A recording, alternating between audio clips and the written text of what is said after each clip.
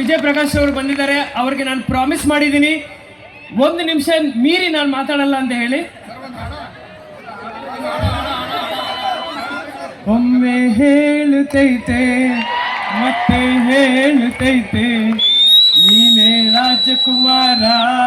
ಇವತ್ತು ಮಂಜಣ್ಣನು ಹಾಡಿದ್ದಾರೆ. ಬಹಳ ಸಂತೋಷದ ದಿನ, ಬಹಳ ಹೆಮ್ಮೆಯ ದಿನ. ಇಡೀ ರಾಜ್ಯ ನೋಡ್ತಾ ಇದೆ. ನಾವು ನಮ್ಮ ಬೆಳಗಾವಿ ನಗರದಲ್ಲಿ, ಬೆಳಗಾವಿ ಜಿಲ್ಲೆನಲ್ಲಿ ಎಷ್ಟು ಅದ್ಧೂರಿಯಾಗಿ ನಾವು ಕನ್ನಡ ಹಬ್ಬವನ್ನು ಆಚರಣೆ ಮಾಡ್ತಾ ಇದ್ದೀವಿ.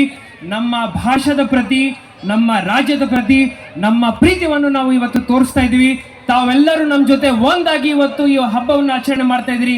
ತಮ್ಮೆಲ್ಲರಿಗೂ ಕೋಟಿ ಕೋಟಿ ಧನ್ಯವಾದಗಳು ಹೇಳಲಿಕ್ಕೆ ಬಯಸುತ್ತಾ, ಇವತ್ತಿನ ಈ ಒಂದು ಹಬ್ಬ ಇಷ್ಟು ಅದ್ಧೂರಿಯಾಗಿ ಆಚರಣೆ ಮಾಡಲಿಕ್ಕೆ ತಾವೆಲ್ಲರೂ ನನ್ನ ಜೊತೆ ಕೈ ಜೋಡಿಸಿದ್ದೀರಾ.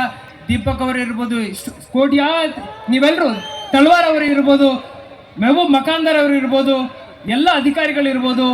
ಇದೇ ರೀತಿ ಪ್ರತಿ ವರ್ಷ ನಾವು ಇಡೀ ದೇಶಕ್ಕೆ ತೋರಿಸಬೇಕು ನಮ್ಮ ಕನ್ನಡದ ಬಗ್ಗೆ, ನಮ್ಮ ರಾಜ್ಯದ ಬಗ್ಗೆ ನಮ್ಮ ಹೆಮ್ಮೆ, ನಮ್ಮ ಪ್ರೀತಿಯನ್ನು.